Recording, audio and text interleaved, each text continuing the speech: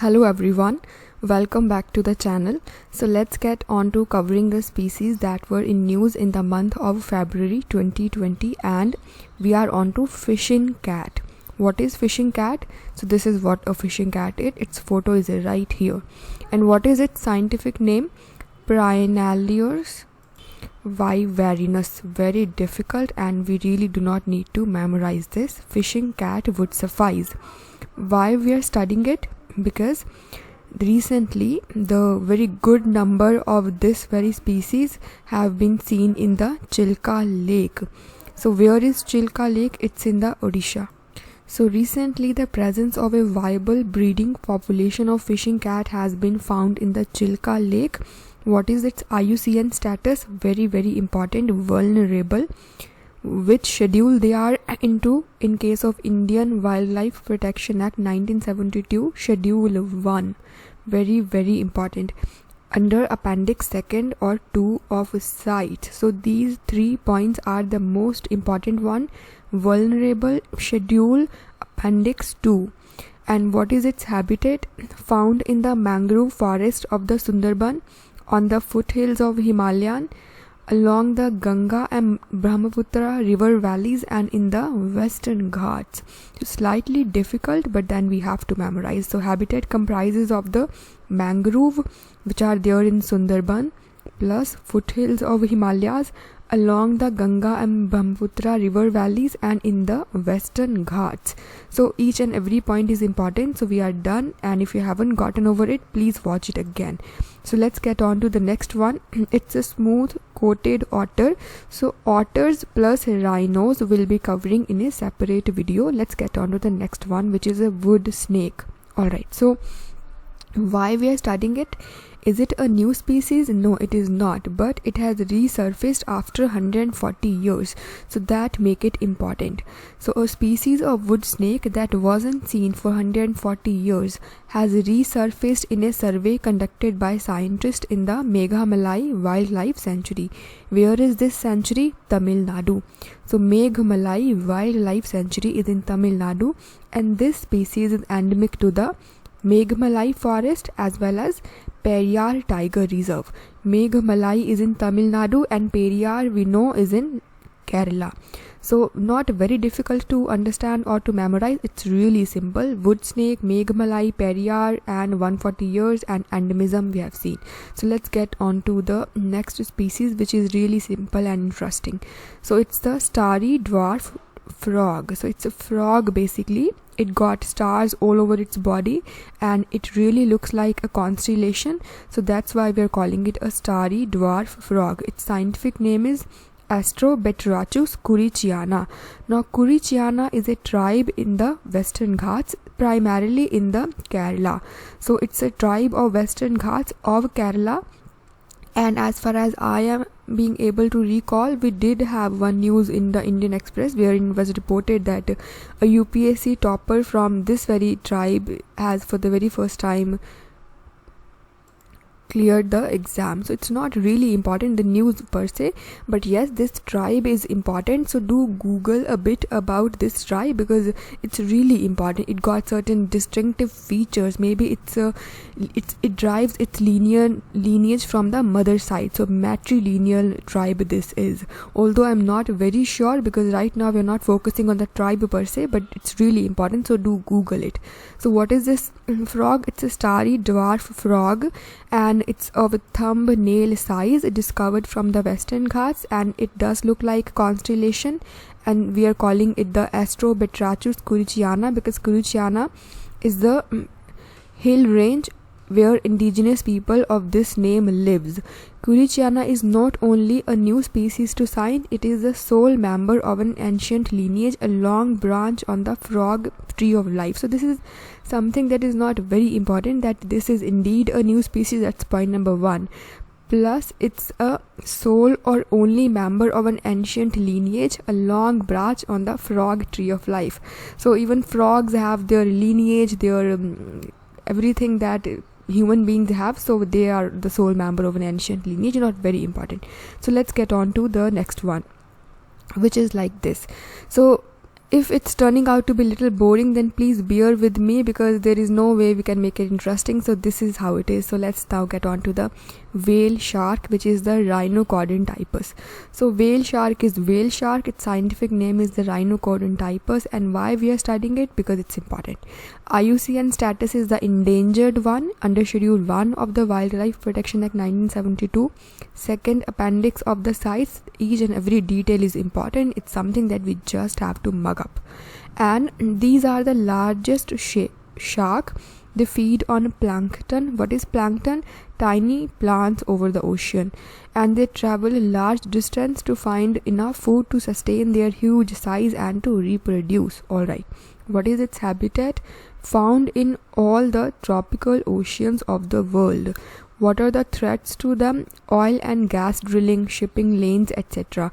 So nothing very difficult to comprehend. All points are really obvious. So except these three, of course, which we just have to mug up: Schedule 1, endangered, and Appendix 2. So let's get on to the next one. It's the red-crowned roofed turtle and Bengal roofed turtle. So in previous video we talked about the Assam roofed turtle. Now herein it's the Bengal roofed turtle. It is also called red-crowned roofed turtle. So it is one of the 25 species that are endemic to India. Alright, what is its distribution?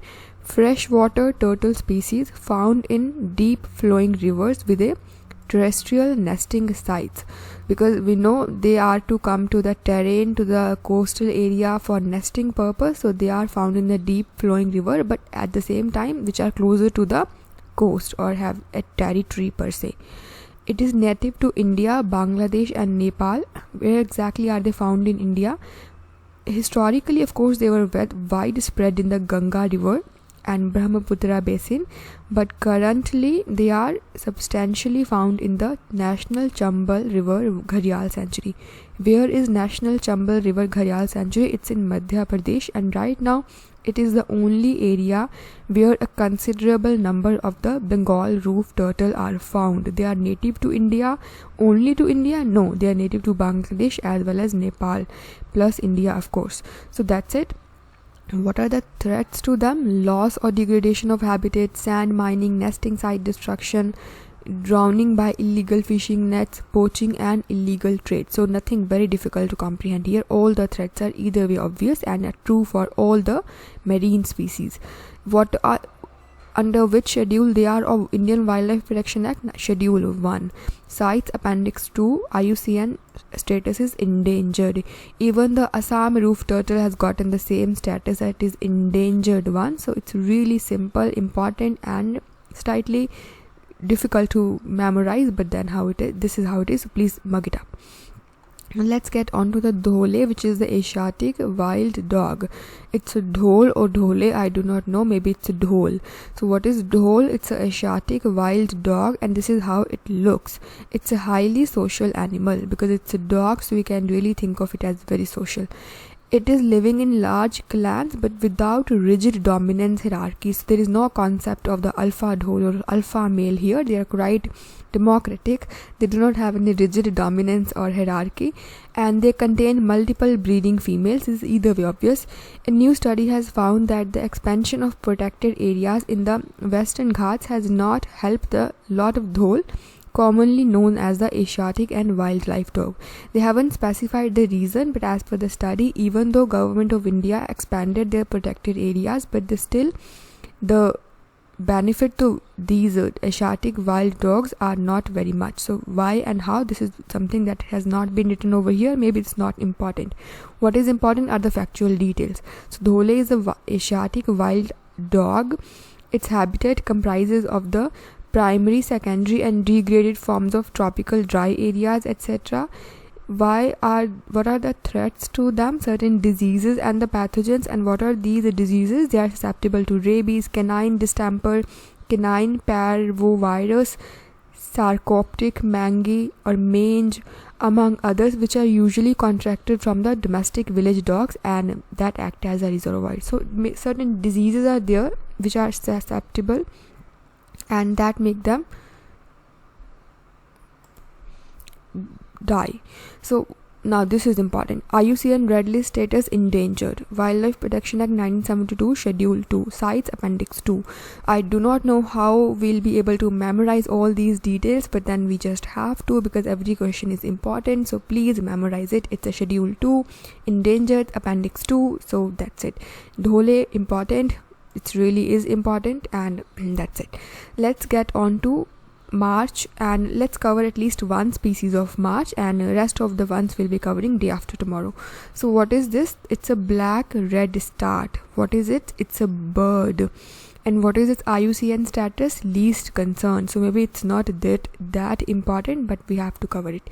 It comes around the plains of India from the end of September through the March every year for breeding. So it is not native to India, but it do come to India every year for breeding, and it comes from where? From Europe, Asia, and the portions of Africa.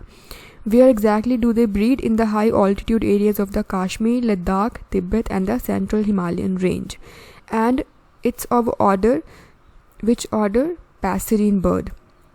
And genus is the Phincaicurus. Not important, but at least this thing is important, that we know in animal kingdom there is this hierarchy wherein species lies at the bottom, then there is genus, then there is family, then there is order, and then there is something else. It's right there in the NCERT. Please memorize it. So order is the Passerine, and the genus is this difficult one, which is absolutely not important. Only the name of this bird would suffice, that is black redstart. Least concern is its IUCN status, found in Europe, Asia, and the portion of Africa. Breeding areas lies in the Kashmir, Ladakh, Tibet, central Himalayan range.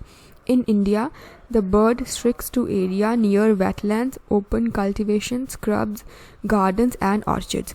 Now slightly boring, slightly difficult, but this is how it is. Please read it on your own. Download the PDF from Telegram channel, the link of which I'll be writing right there in the description box.